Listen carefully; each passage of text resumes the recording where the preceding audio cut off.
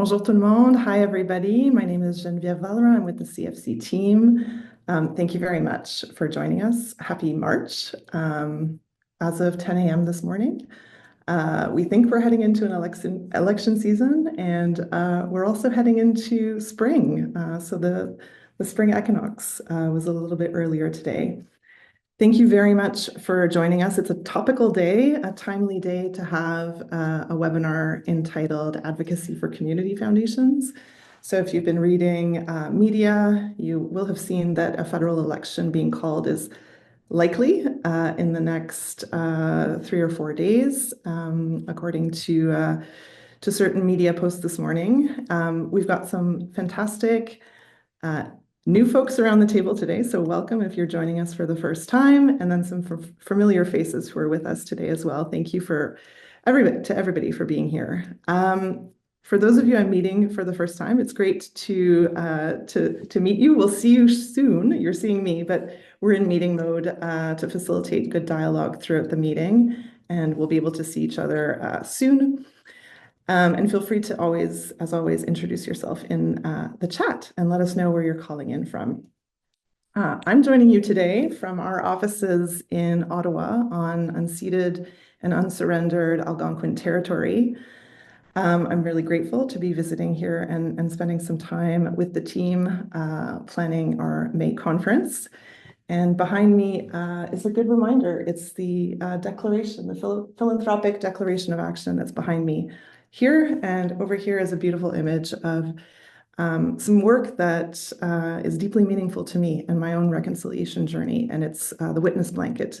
If you haven't seen it, if you weren't at the 2017 conference, it's work by an artist named Carrie Newman, who profoundly and personally touched me in my own learning around and unlearning around Indigenous rights and sovereignty. And so it feels very propitious to be speaking to you from here today. So a few little reminders before we get started. We're in meeting mode, so I'm going to ask you to mute yourselves, and then we'll be able to have a good conversation following the panel presentations. If you need interpretation services, go to the globe at the bottom of the Zoom tab and choose the language of your choice. This is available in both English and French, and we're recording it. So if you need to refer back, you can do so. It'll be available on our website in a couple of days. I'm going to introduce our speakers. So we've got 3 amazing foundation leaders with us today. Stacy Kelly, who's the Executive Director of the Community Foundation for Kingston and area. We've got Lynne Short, who's the Vice President at Waterloo Region Community Foundation. And we've got Sarah Kim, who's the Senior Manager of Advocacy and Engagement out at the Vancouver Foundation. From our own team, we're thrilled to have Michelle Bridger, who's Director of Strategic Initiatives at CFC, and who's going to be speaking to you about some of the tools that we're making available to foundations for the upcoming weeks. So with that, I am going to turn it over to Stacy to kick us off. Well, hello everyone. Bonjour tout le monde. Yeah, Stacy Kelly calling in from Kingston, Ontario here, the land of the Haudenosaunee, Huron-Wendat, Anishinaabe peoples. I think before we begin, we're going to do a little bit of a poll just to get some interactive pieces and also to help set the context for our discussion today. So if we could get that poll up, we would love to see that. So please fill this out and we'll take a look at the results.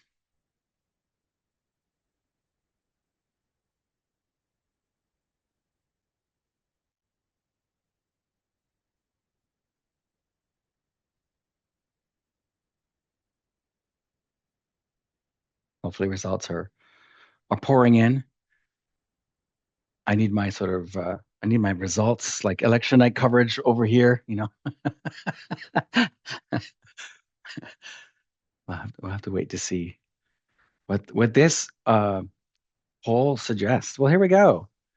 So we have the poll results. So 71% have shared vital signs, 61% have written a letter to an elected official, and 86% have gathered community partners to better understand an issue. all that to say, congratulations. You're all doing advocacy work. That's fantastic. We're going to go and think share some of our experiences and suggestions, and I really look forward to hearing from everyone. So why don't we begin? I'll begin mine. So my section is really looking at examples of external advocacy that you might want to engage in with the organization. These images just are actual images from our foundation. None of these are stock images. So hopefully that's kind of fun as we go on the journey. And next slide, please.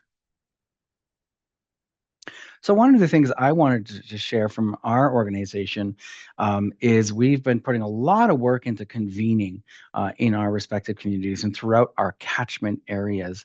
And we basically now we're focusing. So there are two key focus areas. One is mitigating isolation and loneliness amongst older adults.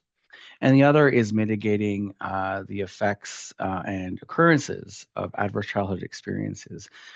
These are the two project leads that we're really taking in our community and building our community leadership around galvanizing the community to come up with community-based solutions to these issues. And so just wanted to share that these are again, well, I think one of them down there, they must have been added by CFC, but the other ones are from us. That's actually live from us. And so here was an idea where, for example, we gathered people in the urban context to look at what were some of the particular issues. And what we do is, what are the issues? What are the barriers to this particular issue or topic? And then there's always a generative session around what are the solutions. So I just provided here some examples, but out of this came reporting that we did and then shared with the participants as well as the general community. And the idea is what we're trying to do is build a community of practice around these issues. So this isn't just an academic exercise. It's not just sort of a let's put together this fun research paper. It's actually meant to be actionable intelligence in terms of affecting decision making, affecting collaboration, and also affecting policy. So municipal policy, both here within our city and then with the other municipal areas. So this is all very much us trying to again take that leadership position. Next one, please. Um, and I apologize for the quality of that map on the far left, but I just wanted to give that is our official catchment area. And again, if you're not from here, this means nothing. So what you need to know is at the bottom of that's actually Lake Ontario. There's the city of Kingston, the south that's Lake Ontario. Then there's the islands. So my apologies, but that is and it's really important for us to make sure that we are also convening in our rural communities. So these two images are from one of the recent sessions that we did. And again, now that's real time information that we connected there. So you can see what are some of the barriers to connection for older adults in rural communities. And then what are some of the ways that we can influence around connecting older adults in rural communities. And then, that kind of the point between A and B, that's the work we need to do together as a community, as citizens, as well as community-based organizations. And so again, this particular event, we did have a report that we're then using in the various tables, which I'll talk about later, in terms of advancing change, actual real change in our community, about the way we build systems, the way we develop programming and services, and also the way we interact with higher level decision-making bodies to affect changes that we might need on other pieces, funding, policy, etc. So I just wanted to share that example of, again, it's really wonderful and engaging. And in terms of who's in the room, very purposely, there are representatives of those rural community service organizations, but also rural community members. So it's really meant to be sort of community-based actioning, so to speak. Next slide, then. One of the things we also do is we serve on a series of tables, which I'm sure many of you do as well around the city. So these are actual ones. There's a couple we lead. So the one in the middle, we actually lead that one. And just to the bottom right, the Older Adults Connecting Belonging Forum, we lead those. So those are actually run by my staff. And then a bunch of us sit on other tables. There are others, but I thought this was a nice sample. And again, the point is around building, supporting, fostering a community of practice around this particular theme or topic, and then figuring out ways to actually enhance, deliver, collaborate, be more innovative and creative in delivering programs to community. And a great one at the top, the Community Safety and Wellbeing Advisory Committee, that is to inform the new Community Safety and Wellbeing Plan for the City of Kingston, right? So that's a direct impact by participating in those tables in terms of what are the decisions, policies, frameworks that the city will be putting into effect to, hopefully enhance community safety and well-being, which of course I know is a consideration for all of our communities. So that's a good example of, that's a net new one that just relaunched. It's only about a week old, so that's a new one for us to be that lever of influence in the community. So I hope that's a helpful example. And on the next one, yay, look, it's me.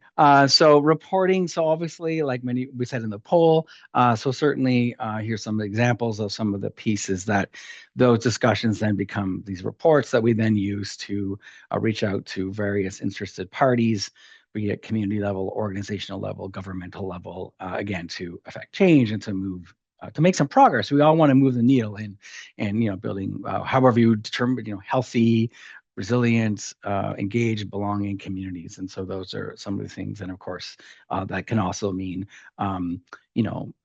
using our media partners as well to help spread that message in terms of building the profile for your organization, but also trying to help focus the lens, so to speak, on issues that we're concerned about in our community. So that's an example there. So definitely, media relations is part of the work we do here in terms of trying to keep the story set on the changes we're trying to influence. Next slide, please.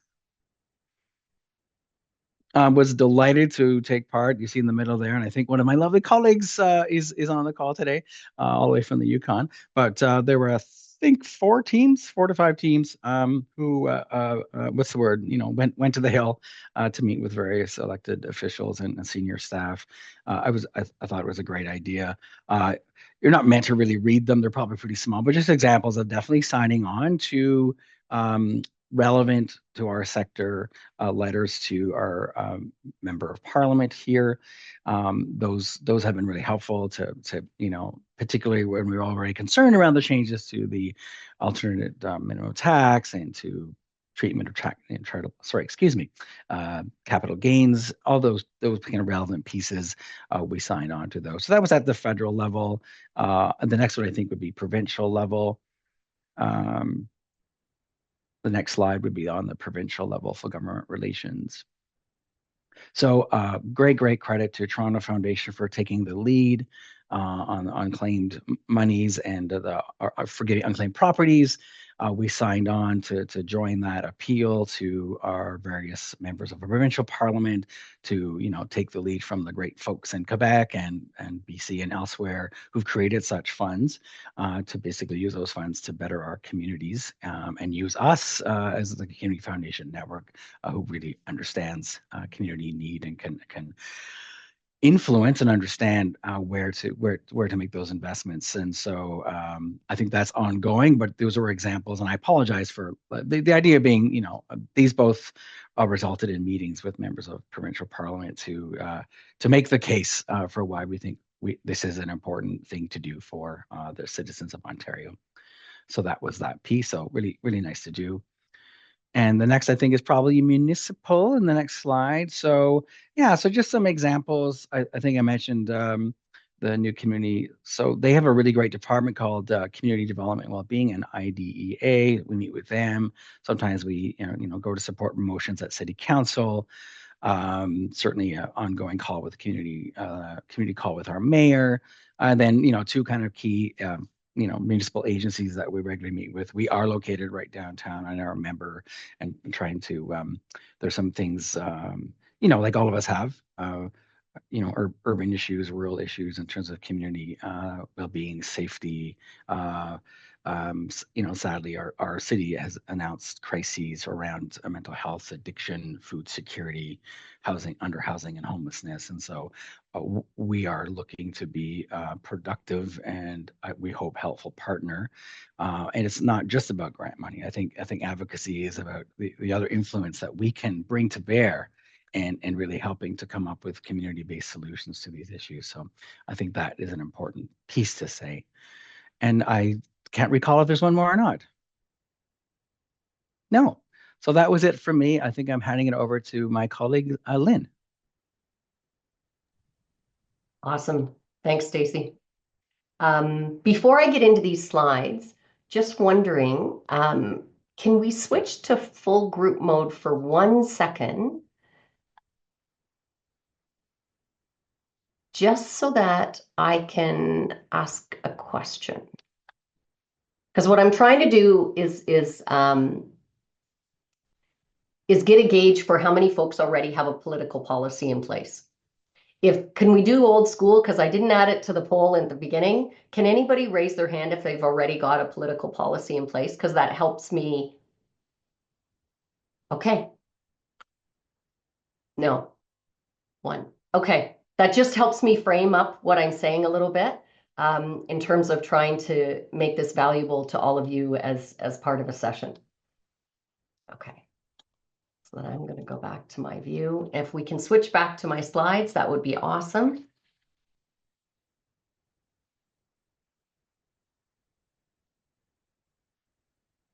Perfect.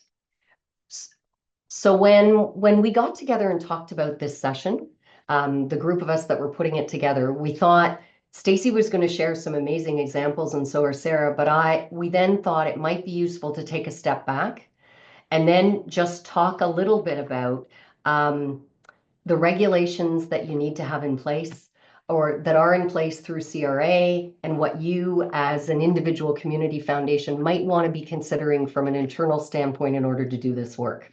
And so you've got me doing that piece. And I'll apologize in advance if my voice gives out a little. I've got a bit of a cold, so if I stop and I need to take a moment, I will. So if you haven't got a policy in place, what I would start with is go to the guidance that's CG 27. It's about a 20-page guidance, much like those of you that are looking at non-qualified donees and went to the guidance about that. This is a really interesting guidance that was revised in 2020, but it still stands. And CRA has done a fairly good job for charitable organizations that are interested in getting involved in the political space at outlining what you can and cannot do, and also outlining examples. And Stacy gave some great examples as well of what you can and cannot do. And the two pieces that I pulled out of that I want to talk to today. The first is a statement around a charity may engage in unlimited PPDDAs that further your stated charitable purposes, provided you're not involved directly or indirectly with supporting or opposing a political party. So the critical piece of that first part is it has to be an extension of your charitable purposes, and your work has to be nonpartisan. But if you're working in that context, a charity is free to advocate for retaining, opposing, or changing any law, policy, or decision of government in furtherance of its charitable purposes. The third piece that I probably should have put down on this slide is, and you need to document when and where and how you do that. And that's in the guidance. So if you step back and you think about that, you can wade into the space of influencing policy decision as a community foundation. And in this current environment that we're in, what role should community foundations play is becoming more and more a question with probably all of your boards and your teams. I would say your whole team and your board should really know your charitable purposes. So much like you live by your values and you live by your brand and your mission, know your charitable purposes. And so as long as you're within those, you can take steps to make change within your community that can affect all of the citizens within your community. Let's pop to the next slide, please, and thanks. So those regs, those apply to the charities themselves, but individual representatives that are part of your team in their own personal capacity, private capacity as individuals, can do partisan activities. So for example, Lynne Short, according to the guidance, could go out and do things in a partisan way. Lynne Short could speak out and participate in Liberal or Conservative or Green or NDP policies, as long as there is a clear distinction between Lynne Short at the Community Foundation and Lynne Short as an individual. But I can't, or any team member cannot use any of the charity's resources to support political activity or political involvement. So you can't use the photocopier, you can't use paper, you can't use the space where you work. You can't have employees gathering partisan activities within your offices, but you could hold an all candidates meeting in your office around an issue. So separate the individuals. This is from a legal CRA standpoint. Separate the individual from the organizations as long as the individuals clearly identify they're speaking as an individual and not on behalf of the organization. They can be involved in political activities that are partisan. Representatives of a charity can publicly voice their personal views on political issues, but must not use events or functions organized by the charity, publications, or other resources, such as a platform, to voice their views on the issues. So if you were having a town hall and I'm an employee and I use that as an opportunity to speak on, did you hear what this such and such government is doing on this? We need to combat that. That cannot happen. The two cannot be intermingled. If we can move to the next slide. What I think is the biggest, what's important then, if you haven't done this work yet, is to sit back with your board, your team, leaders within your organization, and you really need to then think about policy considerations and how that aligns with your organization. And what are you comfortable with in terms of stepping out and doing this work? And I might suggest it's handy to do this in advance because you want to understand and be comfortable with a position before somebody walks in and starts to do something. So is your foundation comfortable with making a public statement about being nonpartisan? Are you comfortable saying, we are nonpartisan, but pay attention to this housing issue? All of you should be interested in that. There's comfort in that. Being able to be nonpartisan about that, but yet speak on the issue. Is your board and team comfortable on signing on to advocacy letters or position papers that someone else has written about an issue? So how often do you get an organization coming to you and say, would your community foundation sign on to this issue? And do you take the time, if you do sign on, to make sure that there's no language in there that could be interpreted as being partisan? Because then you couldn't sign on unless it's edited. Leading vital signs and sharing key facts about the issues. Stacy mentioned leading reports, leading vital signs. That raising issue is considered, that's advocacy. It's moving things forward in the community. Are you comfortable drafting and leading those kind of advocacy letters or position papers?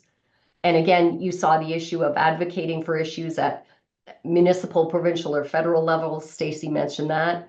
Bringing all candidates together to discuss issues and sharing viewpoints. So you want to look in terms of, for yourself, when you're thinking about risk management for your community foundation, what are you comfortable doing and to what degree? And what issues are you comfortable in raising?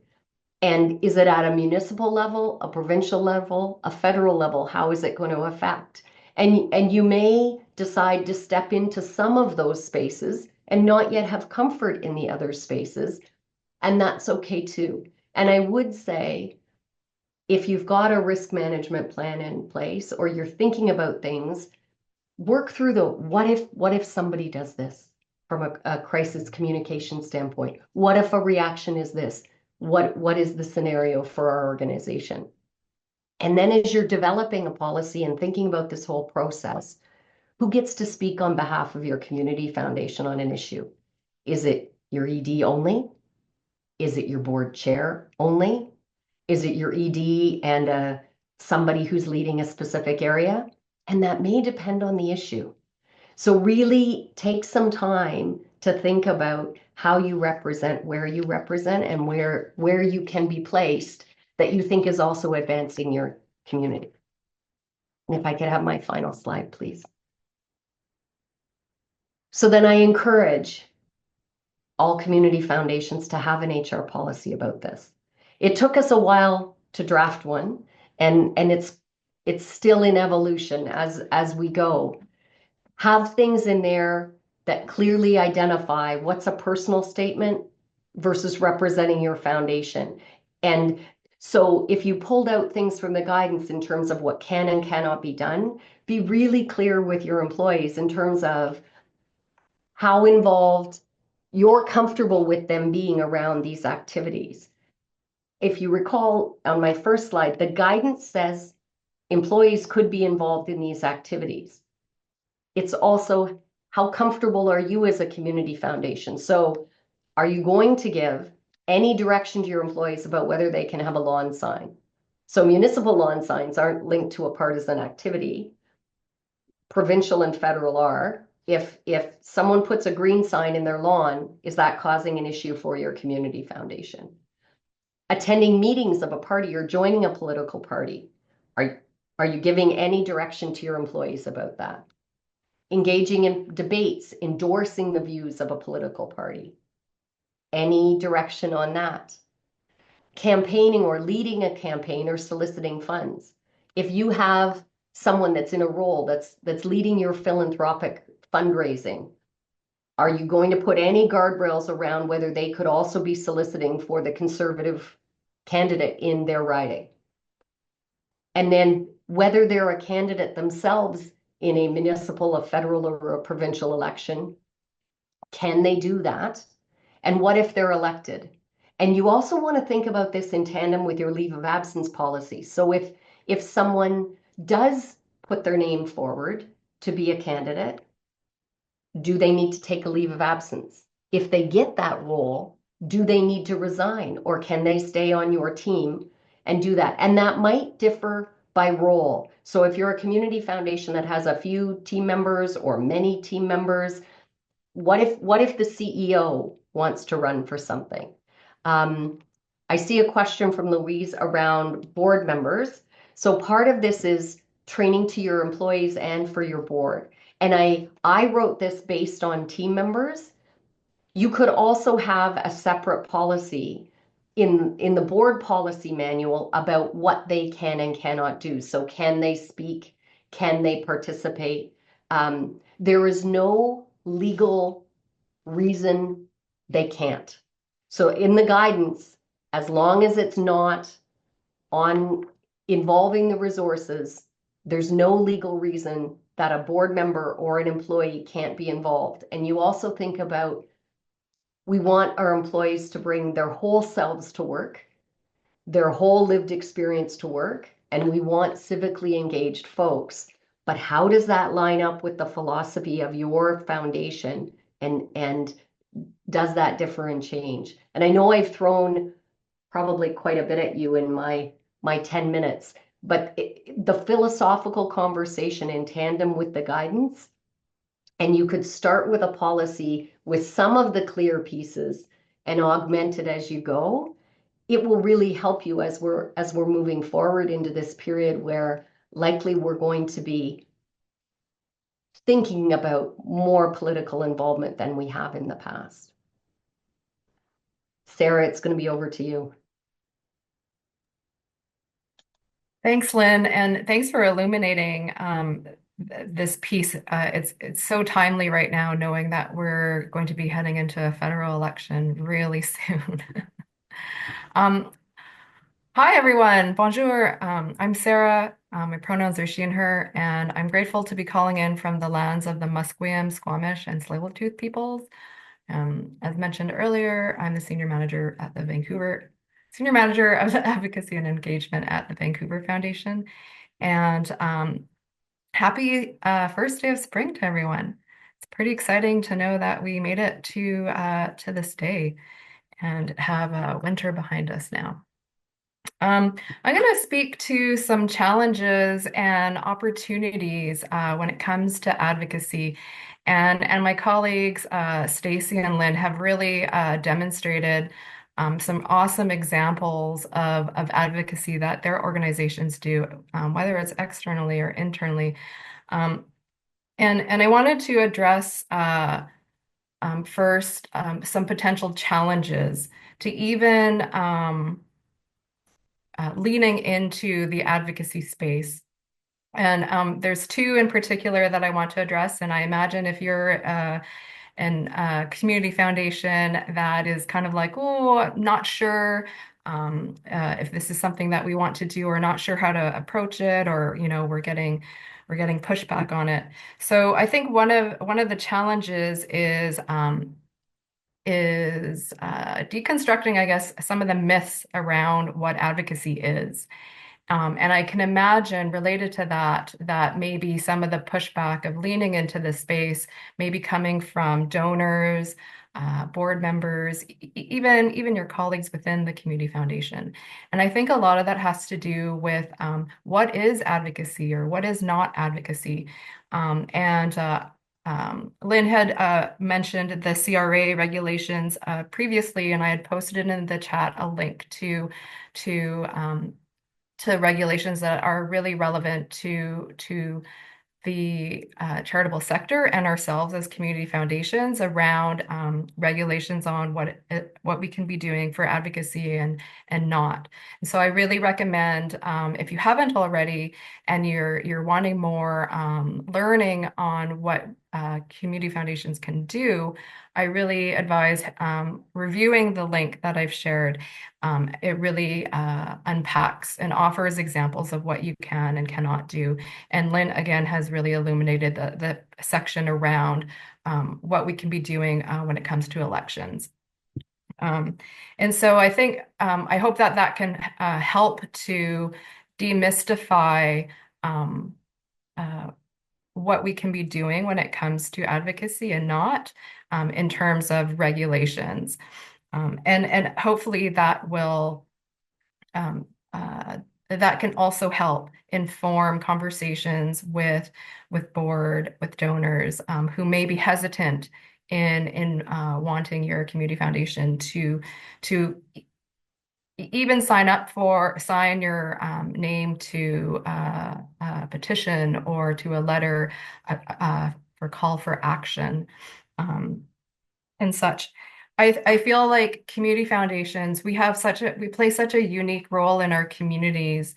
And because of that, how do we leverage that opportunity to, if we are hearing from community and from organizations about the challenges in our communities, how do we leverage that and the position that we're in? How do we leverage the power and the networks, the reputation that we have? We are a trusted source in our organization, in our communities. And so again, what's the role for us to be playing in amplifying the challenges in our communities when it comes to people who are making policy decisions?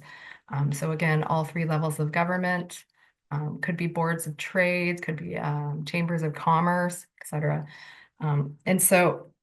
And Lynne touched on this earlier. What are our values and missions and visions and charitable purposes? How do we use that to help direct and basically advocate for advocacy in our foundations? I feel like the times that we're in, especially now, it's really important for foundations to be adding our voices to the challenges and how can we create impact in different ways that aren't just providing funding out into community. There are so many other ways we can be amplifying the work of our communities and the challenges and helping to create impact and solutions. I think another challenge that I've heard when it comes to doing work in advocacy is around resourcing and capacity. And I know, even on this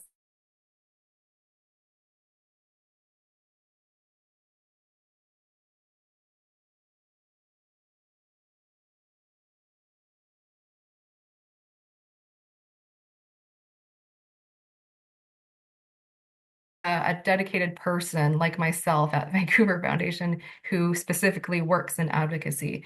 And so one of the things I really like to share is how advocacy is a spectrum.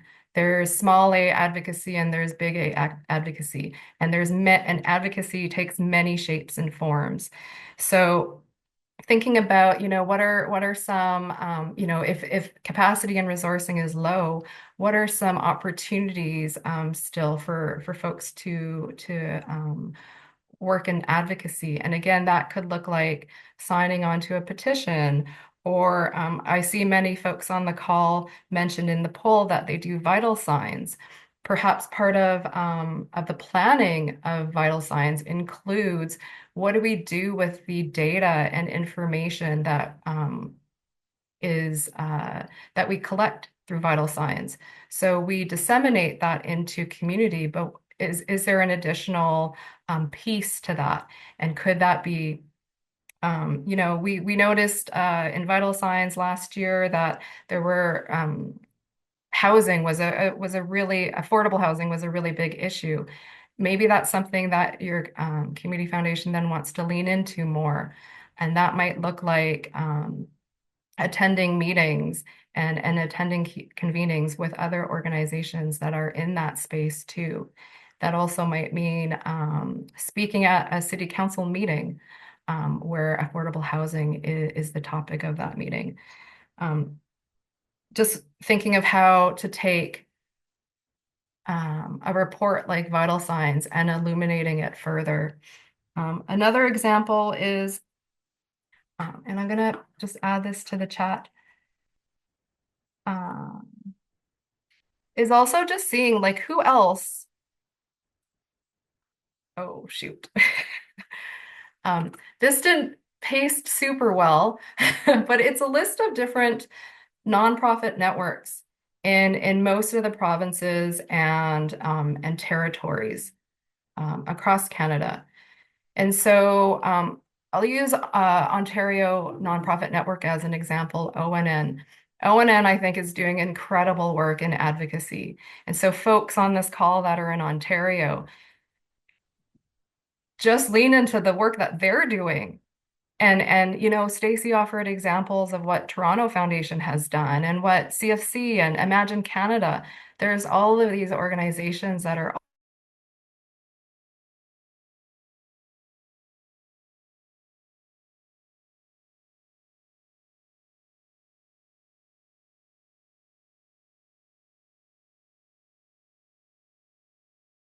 it could just be amplifying advocacy work that they're already doing. So again, this is a pretty low touch opportunity, again, for advocacy if resourcing and capacity is limited in your organization. And then maybe related to this is, again, if we were going to use the example of affordable housing, who else in your community is working on that? Who else is working on advocacy when it comes to affordable housing in your community, and reaching out to them and just saying, we want to support your work. We want to support, tell me more about what you know, because we're interested in amplifying your work or working together, supporting and collaborating together. So again, who else is doing this work? And maybe it's just amplifying their work, or maybe the next step is meeting with them and really trying to collaborate together and work together on, okay, what can we do to further advocate for the issue that is important to us in our community? And I think then that segues into what I would like to share about advantages of advocacy. And for me, in the work that I've done at Vancouver Foundation, the biggest opportunity and advantage I see is being able to collaborate with others. I think that is just so important when it comes to advocacy. Advocacy work is not meant to be done alone. To me, I feel like that is counterintuitive to advocacy. It's meant to be done together and in collaboration. We're stronger together in this work and trying to create change in our communities. And so I'd love to offer an example of a fantastic collaboration that I've been working with for pretty much the whole time I've been at the foundation, which is 3.5 years at this point. We've been working with some larger charities in BC. This includes United Way, Board Voice. We have a nonprofit network here in BC called Vantage Point, Victoria Foundation also. We meet on a monthly basis and talk about, what are the challenges and issues we're seeing and how can we work together for advocacy. And I know at the beginning when we started to meet together, some folks were like, we didn't really have a purpose aside from like, let's just update each other on each other's work. And some folks were like, what is the purpose of this group? And in hindsight, that for me was time for us to build relationships and trust with each other so that when there were opportunities for us to mobilize, we were able to do so effectively and efficiently. So because of the relationships and time we spent to learn about each other and each other's work, we were able to proclaim a BC Nonprofit Day with government. We were able to do a BC Lobby Day. And then more recently, we've been able to work on a toolkit of advocacy resources called the Nonprofit Power Up Toolkit, which is a fantastic toolkit of resources that anyone can use. And I think that this is a great segue over to Michelle, who is going to be speaking more about toolkits. Thanks. Thanks so much, Sarah. I have some exciting news to share, and I just wanted to thank everybody for being here today. So, as everyone here has already explained, advocacy is a way to really expand the reach, leverage our knowledge, influence change, and it's really an opportunity to raise awareness for the unique leadership of community foundations and reinforce our network's efforts as allies, solution seekers, and effective delivery partners for interventions on national and local issues. So we really encourage all community foundations to use their voices on issues of importance to your community. So in line with our purpose to relentlessly pursue a future where everyone belongs, CFC has created a government relations and advocacy toolkit for community foundations. So in this, you will find practical guidance, tips, and tools, some of which have been produced by CFC and others which have been developed by knowledgeable and leading voices in the sector. And one of those is the one that Sarah just mentioned. So following this webinar, this guide will be shared with all community foundations, and you should look out for an email from Andrea at the end of this. So we're offering this resource in anticipation of the upcoming 2025 federal election. This toolkit will be a living document, and it'll be updated in the coming weeks as new resources and information become available. And I'm really excited to hear about what's happening already in the network. And I am also very excited to keep adding to it with all of the different pieces of work that are already happening. So I'm quickly going to run through what's in the toolkit, and then we'll pop over to questions. So what's in the toolkit? We have a synopsis of CFC's advocacy work and government relations work at the federal level, which includes our pilot CF Day on the Hill, which happened last fall. We have some examples of advocacy from community foundations. We also have an overview of the rules for charities on engaging government. Much like Lynne has shared, we refer back to all of the appropriate resources so that you have the right links to find out more. There are a few advocacy tools, such as a sample letter to your MP, tips and reminders for a great conversation, key messages about the network, and also some framing questions.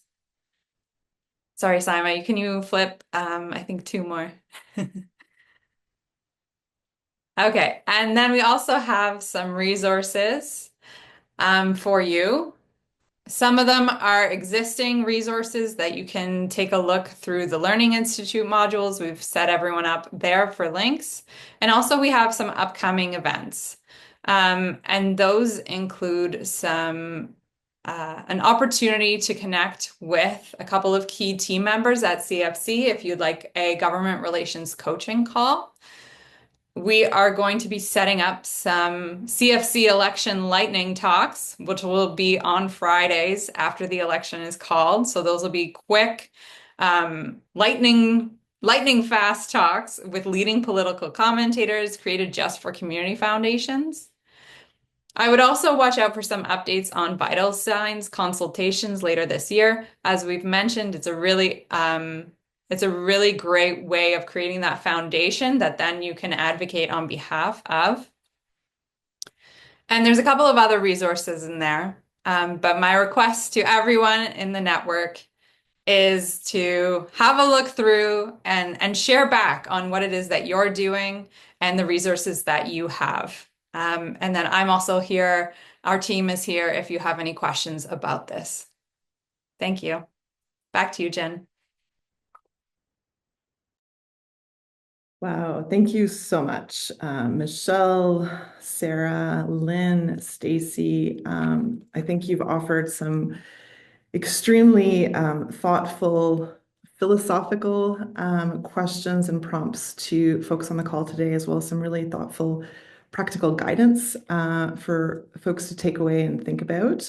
We've got a few minutes left to hang out in questions and discussion. So I'm curious if we open up the room, does anybody have any questions for any of our speakers or on any of the themes that you've heard over the last 40 minutes or so?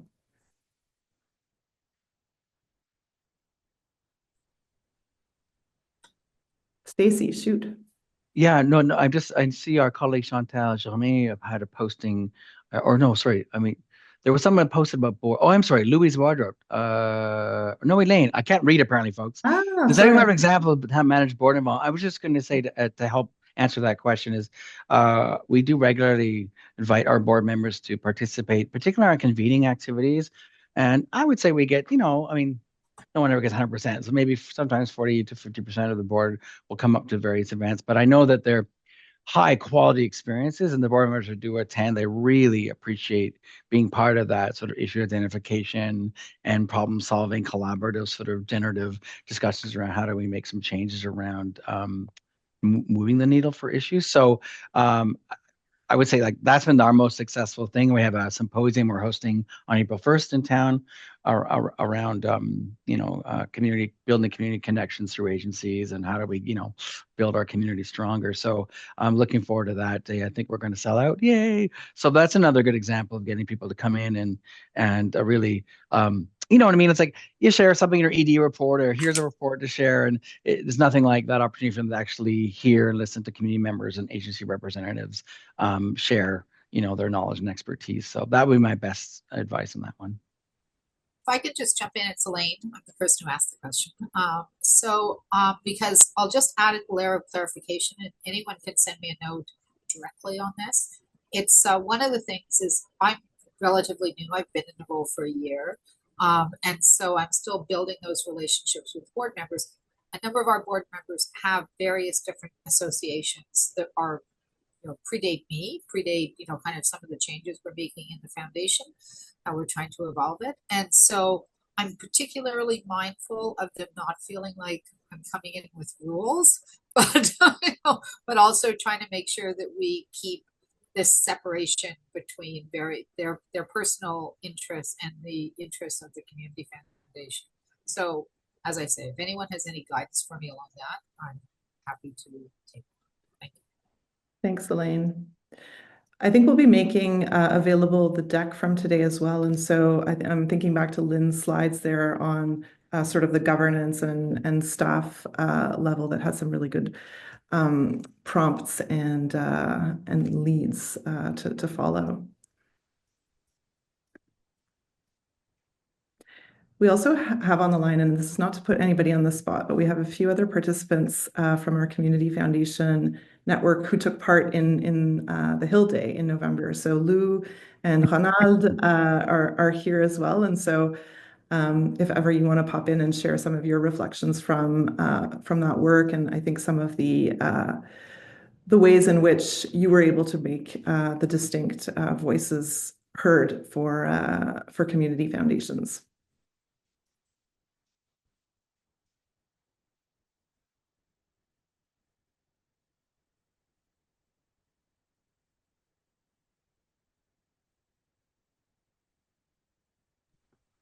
Yes, hi everyone. Sorry, not feeling my top. Still recovering from a cold. Personally, participating in the Day on the Hill organized by CFC was really informative. I felt like I learned a lot from my peers, and we also were. I feel like we were heard, when we went there, and also well briefed, well prepared. So there was definitely a positive experience, and I encourage other people to do so if it will ever happen again. Merci, Lou. I hope you're feeling better soon. We this may be totally going, and you can stop me, but we have a listing of the MPs, MPPs, and other councillors in our region, and our CEO quarterly sends them an update on what we're doing and engages them in things. So just, we're about to launch Vital Signs. Hey, we're about to launch Vital Signs. We're about to do this. We're focusing on our key area of focus. These are some things if you want to participate in anything. And sometimes they want profile by participating in it. Sometimes we can stress an area of issue. So it's an information update. We've hosted, we call them Do More Good Dialogues, but just an education session with mayors and CAOs and any of the MPs and MPPs, giving them an update after a Vital Signs report. Here are the key findings. So it gives them education on the area they're representing. So you're providing education, which actually is advocacy, but it's education, right? So you're helping them do their job by sharing data that's relevant to your community. So if you think about that, convening for that group and providing them tools and inviting them specially to gatherings that you have, not everybody shows up, of course, but you start to get a few folks that come on a regular basis. So just thought I'd pop that in.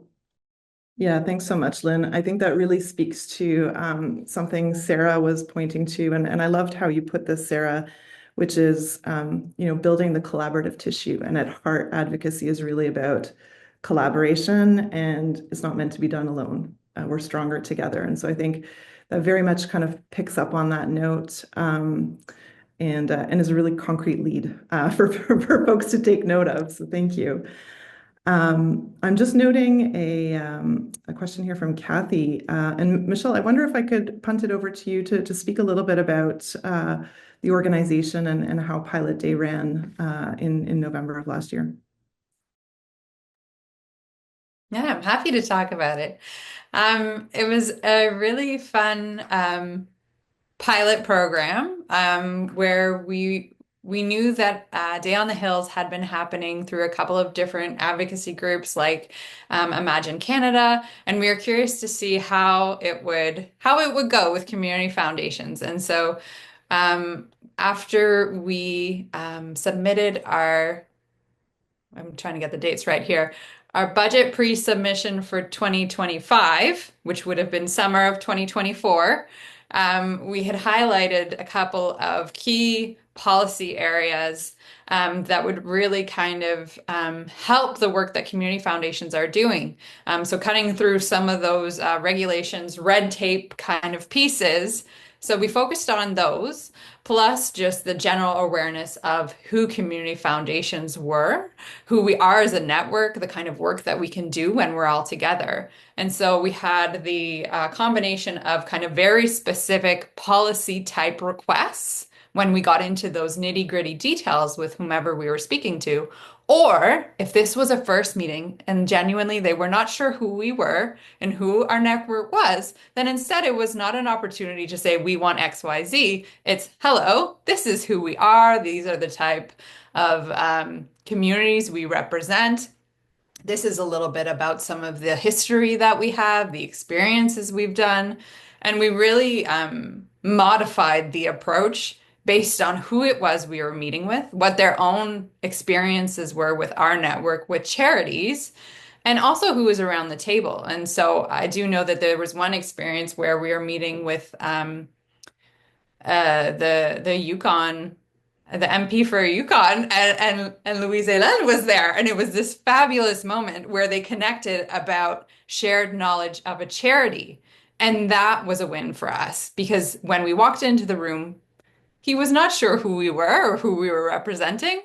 But as soon as we had that kind of that connection point, that relationship start, now we know that we have an ally there and we can continue the conversation. And so I think it was really just a starting point, and we are hoping to do similar things in the future for sure to keep relationships being built, to keep them strong. Thanks, Michelle. Ronald in Gaspésie, I don't know if he's still online here, had a similar example. And it's one that just resonated so much and spoke in a very concrete way to everybody we met with about the unique role of community foundations. And I think sort of the concreteness in your proximity to community, your proximity to collaborators puts you in a real position of strength. So we're coming up at the top of the hour. We've got maybe time for one last question. If anybody has a sort of burning question for our panelists. Otherwise, as Michelle said, we have a lot more to do together on this particular subject in the coming weeks and months. I think we're just beginning as 25 gets going on this subject. So I do encourage you to keep your eyes on the inbox for that communication from Andrea. There's lots in there that hopefully meets a diversity of needs for folks in the network. And speaks to sort of the small A advocacy capacity, or if you're in a different space and in conversation and collaboration with others in a more invested way. Hopefully there's something for everyone. This topic is also going to show up in a fairly important way at the conference in May when we're together. So knowing we will have a new government, we think, by then, that will be a pretty fresh one. We want to make sure that folks feel equipped and that event really meets the moment. And so you'll see this show up in sort of plenary moments, and you'll see it show up in the concurrent sort of hands-on sessions. So please stay tuned for that. And I think the team has put the registration link in the chat here if you've not yet registered. Otherwise, I'm going to say a big thank you to the team and to the folks who make all of this happen. And a special thank you to our panelists today, Stacy, Lynne, Sarah, Michelle. Thank you for sharing your knowledge always generously, always kindly, and with invitations and curiosity to others. It's a real treat whenever we're able to hear from peers and leaders who are doing great work in these subjects. So thank you very much for taking the time to do this with us. We've got one more webinar coming up this month, and that is next week on the subject of reconciliation and our work in Indigenous and non-Indigenous spaces. So the link I think will show in the chat. It is the 10th anniversary this year of the Truth and Reconciliation Commission's work. It feels like an important milestone for community foundations and others. So I encourage you to register for that. And I really appreciate spending an hour with all of you today. And it's wonderful to see everybody. And I look forward to hopefully seeing you before too long. Wish you a lovely afternoon.